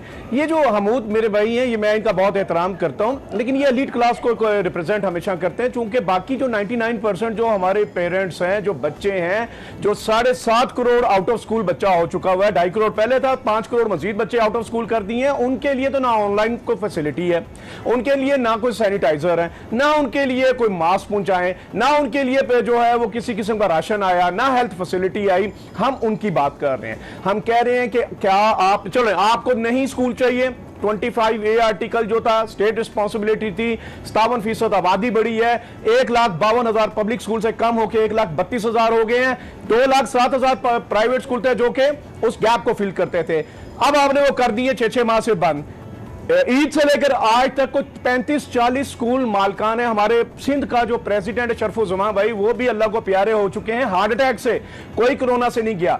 और 15 लाख टीचर बेरोजगार हो गए। मुल्तान में टीचर ने खुदकुशी की है, 5 दिन पानी से रोजा खोला और उसने खुदकुशी कर दिया। मेरा कहने का मकसद, मेरा एक पॉइंट था सिर्फ, मेरा सिर्फ आखिरी पॉइंट है जी जी, मैं सिर्फ ये गुजारिश करना चाह रहा हूं, 207 कंट्रीज में से 102 ने स्कूल बंद किए, 105 ने नहीं किए। उनमें से भी 35-40 जो स्कूल तो कंट्रीज उन्होंने खोले हैं। आप कितनी देर बंद करोगे? सिंध का जो है वजीर तालीम, वो कहता फिरता कि जी हम 5 साल भी स्कूल बंद रखेंगे तो हम रखेंगे बच्चे बचाने। कैसे बचाने हैं?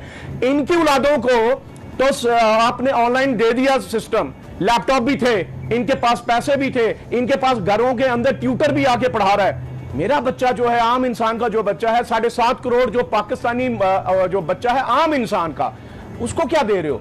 उसको आपने तालीम के जेवर तो से, आपके कहने का मतलब है कि एक तबकाती फर्क हमें साफ नजर आ रहा है कि जिसके पास पैसा है वो तो लैपटॉप पे भी, वो ऑलरेडी एक ऐसे स्कूल पे पढ़ रहा था जहां पे उसके लिए गैप नहीं है। आपको याद हो कि पिछले 10 सालों में ये डिबेट बड़ी राइट डिबेट थी कि technology haves and have nots create कर रहा है कि अगर आपके पास लैपटॉप है तो आपके पास ज्यादा रसाई है रिसोर्सेज की तरफ। ये बात बिल्कुल बजाय हम क्या कहेंगे आप कि एक तरफ एक माइंडसेट तो ठीक है, ये है कि आपका बच्चा घर में मौजूद है, लेकिन दूसरी तरफ मॉल्स में, साहिल समंदर पे, पार्क्स पे, वहां पे तो बच्चों की ऐसा लग रहा है कि उनकी जिंदगी, उनकी जानों की अहमियत नहीं है। आप वहां पे तो उनको लेके चले जा रहे हैं, लेकिन स्कूल जाने में हमारा एक खास नजरिया बन रहा है। इस पे आपका क्या जवाब होगा?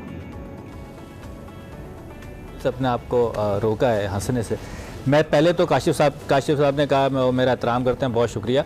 और काशिफ साहब मैं भी आपका एहतराम करता हूँ। 2 आपने मेरे पे बराह रास्त जाती हमले कर दिए, मजबूरन मुझे उनका जवाब देना बहुत ज़रूरी है। सिद्रा मुझे इजाज़त दी, पहले मैं उनका जवाब दे दूँ। आपने ये कहा कि पेरेंट्स जो हैं वो कौन से SOPs का ख्याल रखते हैं। उससे पहले आपने खुद ही ये फिगर दिए थे कि 35 लाख में से एक बच्चा खाली अभी तक जो है वो अफेक्टेड है। तो ये घर में रहकर ही ये फिगर्स है ना, ये पेरेंट्स नहीं उनको बचाया है तो आज तक इतने बचे हुए हैं, पहली बात। दूसरी चीज ये आपने मुझे कह दिया,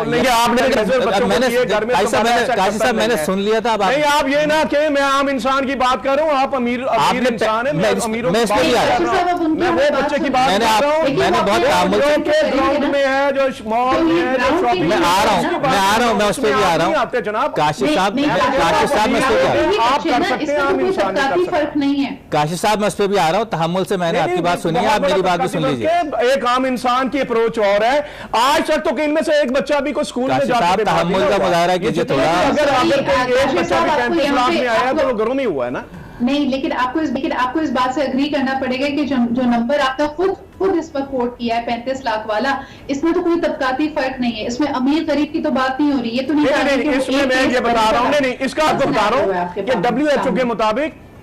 WHO के मुताबिक जो आपकी वो है ना बच्चों की इम्यूनिटी सिस्टम वो कंपैरेटिवली बाकी एज ग्रुप से मजबूत है। इसमें मैंने ये नहीं कहा कि इसमें कोई पेरेंट का बड़ा कमाल है या स्कूल का कोई कमाल है या सिस्टम का कमाल है। मेरी बात आती रहेगी।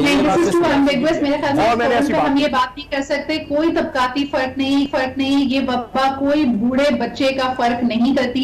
ये बात हमारे सामने है। एक कॉलर हमारे साथ है, उनसे बात करते हैं। हेलो जी, अस्सलाम वालेकुम। हेलो जी, अस्सलाम वालेकुम। जी वालेकुम अस्सलाम। कौन सा, आप कहाँ से बात कर रहे हैं? जी मैं बुरेवाला से बात कर रहा हूँ, मोहम्मद वकास अशरफ मेरा नाम है। वकास साहब, क्या कहेंगे, बच्चों के लिए स्कूल्स को इस वक्त खोल देना चाहिए या बच्चों को घर में रखना आपके ख्याल में जो पेरेंट्स का मौकफ है वो ज्यादा दुरुस्त है? कि देखें जी, स्कूल तो बिल्कुल खोलने नहीं चाहिए, क्योंकि स्कूल में सिर्फ बच्चे ही नहीं आएंगे, बच्चों को छोड़ने वाले भी आएंगे, रिक्शे वाले भी आएंगे, ड्राइवर भी आएंगे, हर बंदा स्कूल के आगे होगा और स्कूल के आगे 100 रेडियो वाले भी आएंगे जिनसे बच्चों ने गंद बंद लेके खाना होता है। तो स्कूल तो बिल्कुल नहीं खोलने चाहिए।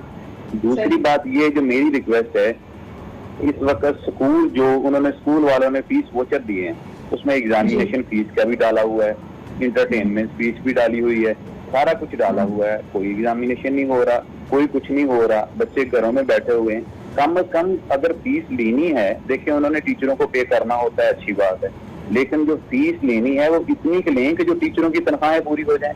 बाकी देखें ना, स्कूल में कोई इलेक्ट्रिसिटी यूज हो रही है, स्कूल में कुछ नहीं यूज हो रहा, तो उतनी की फीस ले लें वालिदैन से जितनी के स्कूल के टीचरों की। Very valid point, you are absolutely right. और इसी की वजह से ऐसा लग रहा है कि एक हरीफ जैसी पोजीशन लग रही है, पेरेंट्स वर्सेस स्कूल होता चला जा रहा है, हालांकि इन दोनों का मौकफ एक ही है कि बच्चों को एजुकेट करना। बहुत बहुत शुक्रिया वकास साहब कॉल करने का। मैं चाहूंगी हमूद आप अपनी बात मुकम्मल कर लें तो फिर मैं अगला सवाल करती हूँ। जी बाशिर साहब, आपने ये की थी, तहम्मुल से सुनिएगा। आपने कहा कि मुझे कहा और मेरे हवाले से मेरी एसोसिएशन को और पेरेंट्स, तमाम पेरेंट्स को आपने कहा कि हम एलीट क्लास की नुमाइंदगी कर रहे हैं। हम हर पेरेंट की नुमाइंदगी कर रहे हैं। हमारा अल्टीमेट करते हैं, लेकिन आप सुन नहीं रहे। देखिए आप बात मुकम्मल सुन रहा हूँ ना, आप तहम्मुल से सुनिए ना। आप फरमाइए। ये प्राइवेट स्कूल्स का जो इशू है, ये प्राइवेट स्कूल्स का जो इशू है, ये हमारे लिए सिदरा यकीन जानिए ये सेकेंडरी इशू है। हमारा प्राइमरी इशू जो है वो पब्लिक स्कूल में, और हम हमेशा हर फोरम के ऊपर हमने सबसे पहले पब्लिक स्कूल की बात की है और हमने हमेशा ये कहा है कि हम मजबूरन अपने बच्चों को प्राइवेट स्कूलों में भेजते हैं, जबकि आईन के आर्टिकल 25A के तहत 16। अब आप दोनों का मौकफ मैंने सुना, मेरा आपसे अगला सवाल ये होगा क्योंकि वक्त मेरे पास महदूद है।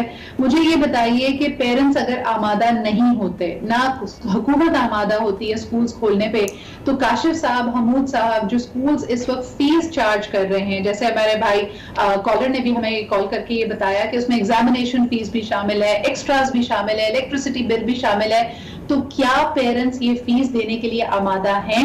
और अगर नहीं हैं तो क्या स्कूल्स ये गुंजाइश पैदा कर रहे हैं कि कुछ फीस को कम किया जाए? देना जवाब इसका आप दोनों। अच्छा, साहब आप पहले बताइए।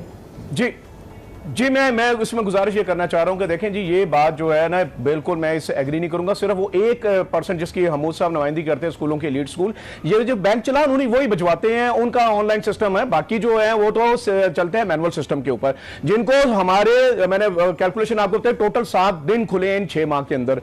तो इन हालात में तो ना तो कोई उनका मैनुअल सिस्टम ना इजाजत है, वो तो वसूल ही नहीं कर रहे। जब वसूल ही नहीं कर रहे तो अच्छा ये बात कहना कि जी बिजली का बिल नहीं आ रहा है, हमें तो एवरेज बिल जो है वो वापदा भेज रहा है। हमारे जो मालकान है 90% जो बिल्डिंग है वो रेंटेड है, और अब तक जो है इन पेंडेमिक के दरमियान 2000 के करीब स्कूल बंद हो चुके हैं। मालकान ने स्कूल खाली करा लिए हैं या स्कूल वालों ने स्कूल बंद किए हैं क्योंकि वो अफोर्ड नहीं कर सके, और इतना अरसा 6-6 माह कोई नहीं कर सके, और ये बंद होंगे।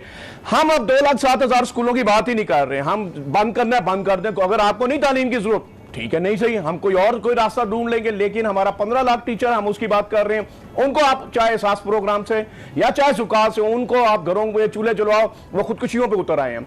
आप अगर करना चाहते हैं तो उन 7.5 करोड़ आउट हमारे जो बच्चा, उसके लिए कोई तालीम का बंदोबस्त कर लो। हमने दुनिया में एक बतौर जाहिल कौम नंबर 1 टाइटल जीत लिया है, खुदा के लिए उनके लिए कोई तालीम का बंदोबस्त करो। और लेकिन काशिफ साहब मुझे बताइए कि जो 1% की भी अगर आप बात करते हैं, जो बड़े बड़े स्कूल नेटवर्क बारे में पूछना चाहूंगी, वो तो ना अपनी कम कर रहे हैं या कोई भी कहें, अब आप तबकाती फर्क कर रहे हैं, यहाँ आप सिर्फ मुतवस्सित। देखिए जी, मैं उसमें एक बात बता दूं, नहीं ये गलत है क्या, यानी ये अच्छे स्कूल में अपने बच्चे को पढ़ा रहे हैं तो ये पेरेंट्स की गलती ऐसा नहीं है, ऐसे जो अपने आप को स्ट्रेच प्रोपेगेंडा पे पढ़ा रहे हैं, ये प्रोपेगेंडा, मैं अर्ज करूं ये प्रोपेगेंडा है। ऑलरेडी जो जब से नोटिफिकेशन, हाँ हमने तब ये शुरू किया था जब ये नवाब साहब जो है ट्वीट करते हैं ना, हमने कहा था इसकी कोई कानूनी हैसियत नहीं। जब इन्होंने उसको नोटिफाई किया, हमने कोर्ट में चैलेंज किया, कोर्ट जो फैसला करेगी, लेकिन हमने 20% जो है सबके कम किए हैं, और अलबत्ता पेरेंट वो भी नहीं जमा करवा रहे, एक बात। दूसरी बात ये, चले इन्हीं की बात करते हैं, 20% पूरे पाकिस्तान में जो है वो आर्टिकल 18, आर्टिकल 345, आर्टिकल 8, आर्टिकल 35, 6, 7 से ये मुतसादम है। हमने इसे चैलेंज किया। अब आप मुझे एक बात बताएं, पूरे पाकिस्तान में पेंडेमिक आया तो क्या इन्होंने सिर्फ एजुकेशन, और एजुकेशन में भी सिर्फ स्कूल के ऊपर ये इन्होंने जो 20% कट किया। अब आप मुझे बताएं, चले ये पब्लिक स्कूल तो फीस नहीं लेते, लेकिन public college, public university fees लेती है।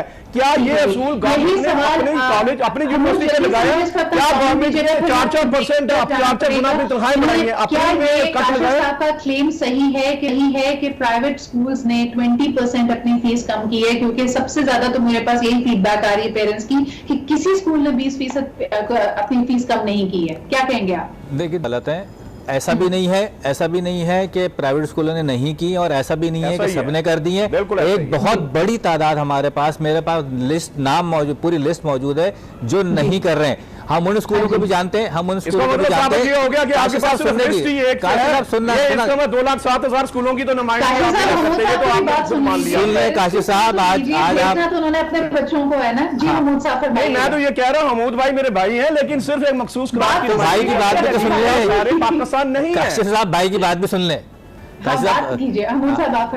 देखिए, आप मेरे पास एक तवील फहरिस्त मौजूद है जो स्कूल इसको न सिर्फ नहीं दे रही है डिस्काउंट, बल्कि बहुत शर्मनाक। उसमें आप 5 नाम बोले जरा। काशिफ साहब बात तो कंप्लीट करने दीजिए, उनको अपनी बात तो कह लेने दीजिए। जी फरमाइए। जब आप इतने बड़ा इल्जाम लगा रहे हैं, मुझे अगर सिद्र इजाजत दे देंगी तो मैं 20 नाम बता दूंगा, 5 नहीं। लेकिन मुझे आप बोले तो सही, मैं 5 कह रहा हूँ, बोले। देखिए, मुझे चैनल की पॉलिसी को मलूज़े खातिर रखना है। आपकी बात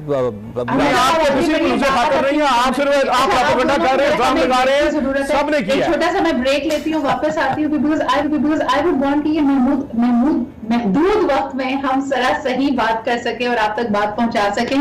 आपस में एक दूसरे से लड़ने से इसका लेगा अहम ये है कि फैसला ये किया जाए कि अगर स्कूल्स नहीं खुलने तो बच्चों की तदरीस का अमल कैसे जारी रहेगा, स्कूल्स और पेरेंट्स आपस में किस तरह इन मसाइल को सॉल्व कर सकते हैं। छोटा सा ब्रेक लेते हैं, वील बी राइट बैक।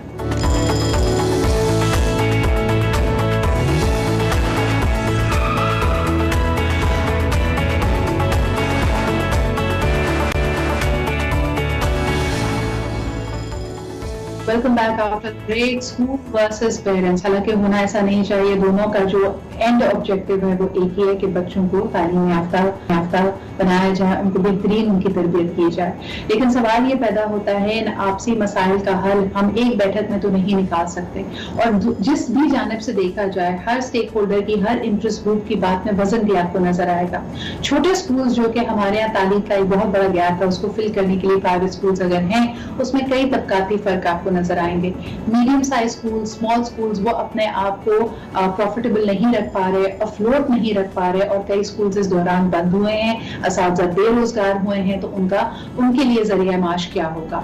दूसरी तरफ हम ये देखते हैं कि पब्लिक स्कूल्स के लिए कोई हिकमत अमली नहीं बनाई जा रही, एलीट स्कूल्स अपनी फीस कम करने को तैयार नहीं है, कुछ अगर पेरेंट्स का मदावा करते हुए कम कर भी रहे हैं तो वो ऑनलाइन क्लासेस के नाम पे पेरेंट्स पे मजीद बोझ डाल रहे हैं। किसी स्कूल में, क्योंकि अभी स्कूल्स बंद हैं, हमें ये नजर नहीं आ रहा कि वो SOPs को फॉलो करने के लिए अपना कंस्ट्रक्शन या कुछ इंतजाम कर सकें। हमें प्रोग्राम में ज्वाइन कर रही हैं सेनेटर खुशबख्श जाट साहिबा, वो खुद एजुकेशनिस्ट भी हैं, तो जानना चाहेंगे कि वो किस तरह देख रही हैं इस बदलती हुई सिचुएशन को, इस गंभीर मसले को। अस्सलाम वालेकुम खुशबख्श साहिबा, बहुत शुक्रिया हमें ज्वाइन करने के लिए।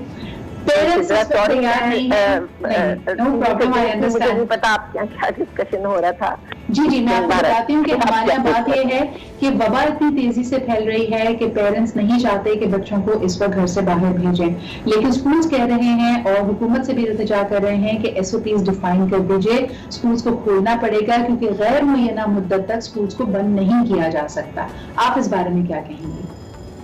पहली बात तो सिद्रा ये है कि बहुत दिल दुखा के एक बात कहना चाहूंगी, मैंने तो गवर्नमेंट स्कूल में तालीम हासिल की, 10 रुपए फीस देते थे हमारे माँ बाप, लेकिन अब जो सूरत हाल इस वक्त चल रही है, हम इस शायद बीमारी से तो निकल जाएंगे इंशाअल्लाह ताला, अल्लाह ताला ने कभी भी कोई बुरा वक्त भी हमेशा नहीं रखा, लेकिन हमारी एक पूरी नस्ल तालीमी एतबार से बर्बाद होने जा रही है। मैं इसलिए आपसे ये कह रही हूँ कि मैं 22-24 साल से स्कूल रन कर रही हूँ, मैं स्कूलों से वाबस्ता हूँ। मैं आपसे सच बात कह रही हूँ कि ये नस्ल जिसको हम इस वक्त अपनी पॉलिटिकल अना के सुपुर्द कर रहे हैं, हम अपनी जो भी कमी या नाअहली है उसमें हम अपने तालीमी इदारों को हम निशाना बना रहे हैं। ये इतना खौफनाक मामला होने जा रहा है सिद्रा कि देखिए, अगर कोई एक आज बच्चा जो 10 साल का है, अगर उसको सही तालीम नहीं दी जाएगी तो 10 साल बाद आपकी पूरी एक नस्ल खराब हो जाती है। तो मैं एक तो ये मेरा दिल दुखा है बहुत। दूसरी बात ये है कि आप ये कह रही हैं कि क्या हो रहा है, क्या हमारे यहाँ कोई फैसला ही नहीं हो पाता। आप सोचिए, जिस मुल्क में तालीमी फैसले भी सुप्रीम कोर्ट से हो रहे हों और गवर्नमेंट की कोई रिट ना हो, गवर्नमेंट का कोई विल ही ना हो एजुकेशन पे बात करने की, मैं निहायत माजरत के साथ कहूंगी कि हमारा जो निज़ाम तालीम है वो इतना तबाहकुन हो चुका है और उसमें हमारे अंदर शुकूक व शुबहात बहुत है। देखिए सिद्रा, आप जानती हैं गवर्नमेंट स्कूलों की जो हालत बन गई, जो बना दी गई, जो कुछ हुआ मैं उस पर नहीं बात करूंगी, लेकिन प्राइवेट स्कूलों ने अपने कांधों के ऊपर पूरी तालीमी जिम्मेदारी उठाई और इस वक्त जो कुछ भी अच्छा काम हो रहा था वो प्राइवेट स्कूलों में हो रहा था। गवर्नमेंट स्कूलों में तो गधे घोड़े बांधे जा रहे थे, लेकिन अब सारा बोझ प्राइवेट स्कूलों पे इस तरह आन पड़ा है कि ये कहा जाता है कि ये बिजनेस कर रहे हैं, ये पैसे बना रहे हैं। सारी दुनिया में प्राइवेट स्कूल का निजाम मुख्तलिफ होता है गवर्नमेंट स्कूल का, लेकिन इसमें भी हमारे पास 2 सतह हैं। मतलब जैसे जो स्कूल मैं रन करती हूँ उसमें मिडिल क्लास और लोअर मिडिल क्लास के बच्चे आते हैं, हमारी छोटी सी फीस है, हमारी तनख्वाहें छोटी छोटी हैं, लेकिन प्राइवेट स्कूल है, ऑक्सफोर्ड यूनिवर्सिटी प्रेस की किताबें इस्तेमाल हो रही हैं, वही बच्चे आगे जाकर और न्यू यूनिवर्सिटियों में दाखिले ले रहे हैं, जिनमें से बड़ी अहम बात यहाँ पे की शुकूक व शुबहात के हवाले से आपने जैसे कहा कि प्राइवेट स्कूल्स ने वाकई सहारा दिया है, इतने बड़े गैप को फिल करने की कोशिश की है। यानी हमारे यहाँ अभी भी कहा जाता है कि 2.5 करोड़ स्कूल जाने की उम्र वाला बच्चा स्कूल नहीं जा पा रहा, बिकॉज हमारे पास फैसिलिटीज, हमारे पास कैपेसिटी ही नहीं है। तो इन प्राइवेट स्कूल्स को आज हम विलेनाइज क्यों कर रहे हैं? They are in the business of running the schools, लेकिन उनको इस तरह बना के पेश किया जा रहा है जैसे वो बाल की खाल उखेड़ रहे हैं, वो पेरेंट्स से सिर्फ पैसा बनाना चाहते हैं। ये जो हम उनका तशख्खुस खराब कर रहे हैं, इसको तो संभालने में मेरे ख्याल में एक नस्ल गुजर जाएगी। We will not be able to undo the damage जो हम कर चुके हैं। क्या कहेंगी आप? देखिए सिद्रा, मैं आपको बताऊं किसकी जिम्मेदारी थी कि यहाँ तालीम आम हो, किसकी जिम्मेदारी थी कि तालीमी इदारे जो है वो मजबूत हो, तालीमी निजाम मजबूत हो, किसकी जिम्मेदारी थी? जिन्होंने जिम्मेदारी पूरी नहीं की तो उसके बाद मशरूम इदारे खुलना शुरू हुए, फिर प्राइवेट लोगों ने अपने अपने कांधों पे जिम्मेदारियां ली। देखिए सारी दुनिया में प्राइवेट स्कूल की फीस और गवर्नमेंट स्कूल की फीस मुख्तलिफ होती है। जहां दुनिया में हम मिसालें हर चीज की देते फिरते हैं, वहां हम ये मिसाल क्यों नहीं देते हैं कि गवर्नमेंट स्कूल सारी दुनिया में फ्री तालीम दे रहे होते हैं और बिल्कुल उस लेवल की दे रहे होते हैं जहां प्राइवेट स्कूल, लेकिन प्राइवेट स्कूल वहां इतने महंगे होते हैं कि कुछ हद नहीं। मैं यहाँ जो बात कहना चाह रही हूँ सिद्रा, ये कि यहाँ प्राइवेट स्कूलों में भी 2-3 कैटेगरीज है। देखिए जो ज्यादा फीस ले रहे हैं, जाहिर है माँ बाप दे रहे हैं, देना चाह रहे हैं, वो दे पा रहे हैं तो वो उस स्कूल में जाके बच्चे को दाखिल करवा रहे हैं ना। आप कौन होते हैं किसी के बच्चे को किसी स्कूल से निकालने या ना निकालने वाले? मैं तो ये कहती हूँ कि जो बच्चा मेरे स्कूल में आ रहा है वो माँ बाप नहीं चाहते कि वो गधे घोड़ों वाले स्कूल में डालें, तो मेरे पास लेकिन बच्चे को डाल रहे हैं। कतई कलामी की माफी चाहूंगी, लेकिन इस वक्त वही पेरेंट्स तो सवाल भी कर रहे हैं। देखिए, जब तक मेरा बच्चा अगर स्कूल जा रहा था, उन तमाम फैसिलिटीज को इस्तेमाल कर रहा था, मैं दिल पे पत्थर रख के 2 जॉब्स करके भी किसी भी तरह उसकी फीस में जमा करा रही थी। लेकिन इस वक्त सवाल ये है कि अगर 4 माह से स्कूल बंद है, मैं समझ सकती हूँ कि स्कूलों को भी अपने असातिज़ा की, अपने अमले की फीस देनी है, उनकी फिक्स कॉस्ट भी है, लेकिन इस वक्त वही पेरेंट जो खुशी खुशी भी या मजबूरी के तहत या अपने आप को स्ट्रेच करके अपने बच्चे को स्कूल भेज रहा था, वही पेरेंट सवाल कर रहा है कि ना मैं बच्चे को स्कूल भेज पा रहा हूँ, ना मुझे उसकी ऑनलाइन जो क्लासेस हैं वो इतनी मौसर लग रही हैं, मैं ये फीस किस तरह दूं। उसको क्या कहेंगी क्या? यहाँ फिर 2 हमारे पास आ जाते हैं मसाइल। वो ये कि एक वो बड़े स्कूल हैं जिनके माँ बाप बड़े आराम से फीस दे रहे हैं, चाहे बच्चा घर में बैठा है, चाहे वो ऑनलाइन यूट्यूब पे कोई प्रोग्राम देख रहा है, उन्हें कोई मतलब नहीं। एक वो माँ बाप है जो मिडिल क्लास माँ बाप है, जो वाकई आप ही सही कह रही हैं कि 2 जॉब करके फीसें दे रहे हैं। अब आप देखिए 20% डिस्काउंट किया गया और सिर्फ बेचारा कराची, बेचारा सिंध, यहाँ 20% डिस्काउंट हुआ, बिल्कुल फतेहा। हमारे भी दिल में दर्द है, हमने 20% डिस्काउंट करके 2 महीने की फीसें देके किसी तरह अपने सिलसिले को चलाया, किसी टीचर को नहीं निकाला। लेकिन अब जो सूरत हाल होने जा रही है कि एक गैर मुय्यना मुद्दत तक की बात हो रही है, तो मैं अब आपको एक बात बताऊं कि सारी दुनिया में जो बड़ी बड़ी कंपनीज बैठ गई, उन्होंने ये किया है कि अपने बहुत से लोगों को निकाला नहीं है, जैसे टीचर्स को निकालने की बात हुई, उन्होंने फर्लों पे डाल दिया है। उन्होंने कहा है कि जब तक कि स्कूल या इदारा नहीं खुलता उस वक्त तक आप फर्लो पे हैं, आप घर पे हैं, आप कोई जॉब कर लें, आप कोई अपना टाइम पास कर कुछ भी कर लें। लेकिन जो उनकी क्रीम टीचर्स हैं या जिनसे कि वो काम ले सकते हैं, देखिए नया सिस्टम शुरू हुआ है ऑनलाइन, तो हमारी टीचर्स को ट्रेनिंग ही नहीं है, हमें नहीं है ट्रेनिंग, हम उन्हें ट्रेनिंग दे रहे हैं, हम खुद ट्रेनिंग ले रहे हैं। तो ये जो ऑनलाइन ट्रेनिंग का सिस्टम शुरू हुआ है, ये कोई आसान बात नहीं है। लेकिन मैं सिद्रा आपसे कहूंगी कि हमारी टीचर्स ने मिरेकल कर दिया है, उसमें भी कमाल कर दिया है। मैं हैरान हो गई, वो टीचर्स जो जिनको मैं क्लास में लेक्चर देते हुए 10 दफा जाके पूछती थी कि ये बात ऐसे कर लें और ऐसे कर लें, उन्होंने मुझे हैरान कर दिया। लेकिन सो सॉरी, इसका एक दूसरा पहलू भी है जहाँ पे टीचर्स आई एम श्योर कि वो अपना 100% दे रही हैं, लेकिन तमाम टीचर्स एक जैसी नहीं है, तमाम सहूलियात एक जैसी नहीं है। पेरेंट्स का ये मौकफ भी है कि अगर मेरे घर में 3 बच्चे हैं, क्यों ये अस्यूम किया जा रहा है कि मेरे घर में कलर प्रिंटर भी होगा, मेरे तीनों बच्चों के पास अलग अलग लैपटॉप्स भी होंगे, मेरे तीनों बच्चों के पास इंटरनेट कनेक्शन भी होगा। ये प्रॉब्लम्स भी तो पेरेंट्स फेस कर रहे हैं और इस बोझ तले दबते चले जा रहे हैं। एक बात है, देखिए ये हर एक इंसान की अपनी मजबूरियां, अपनी जरूरियात और जरूरत ईजाद की माँ है। अगर मैं ये इस वक्त मैं अपने बच्चों को पढ़ा रही होती और मेरे लिए मुश्किल होता है कि मैं ऑनलाइन बच्चों को पढ़वाऊं और फिर फीस जाके स्कूल में दूं, बखुदा मैं खुद बैठ जाती अपने बच्चों के साथ पढ़ाने के लिए, मैं खुद उनको अपना टाइम देती। आखिर हमारी माओ ने भी हमें टाइम दिया। मैं तो कहती हूँ कोई माँ बाप नहीं पढ़ा पा रहे हैं, बजाय इसके कि शिकवाए जुल्मते शब्द से तो बहुत बेहतर है कि एक शम्मा अपने घर में जला ले और खुद बैठ जाए बच्चे को लेके, भाई नानी दादी के पास कुरान ही पढ़वा दे। लेकिन फिर मैं सिद्रा आपसे कहूंगी, ये कोई चीज इस बात का हल नहीं है। गवर्नमेंट को ये सोचना चाहिए कि अगर, और खास तौर से सिंध के तालीमी हालत को तबाह करने के लिए लगता है सब तैयार बैठे हैं हथियार लेकर। इस वक्त सबसे ज्यादा तबाहकुन हालत जो है बरसा बरस से चली आ रही है और अब ज्यादा हो गई। सिंध की हालत, कराची की हालत तबाहकुन हो चुकी है तालीमी इदारों की। बाकी और मुल्क के जो शहर हैं उनमें इस हाल पैदा नहीं होती, वहाँ ऐसे अहकामात सादिर नहीं होते, वहाँ ऐसी बातें नहीं होती जो हमारे हाफिज़म चल रहा है। हमारी तरजीहात बिल्कुल मुख्तलिफ है और कभी कभार वाकई हम ये सोचने पे मजबूर हो जाते हैं कि एक मुनज़्ज़म एजेंडा लगता है जिसके तहत हम अपने इंस्टीट्यूशंस को, निज़ाम को, जैसा भी निज़ाम है उसको मजीद स्ट्रेंथन करने के बजाय उसको हम मजीद तोड़ रहे हैं, खराब कर रहे हैं। बहुत बहुत शुक्रिया हमारे साथ मौजूद होने का। काशिफ साहब यहाँ स्कूल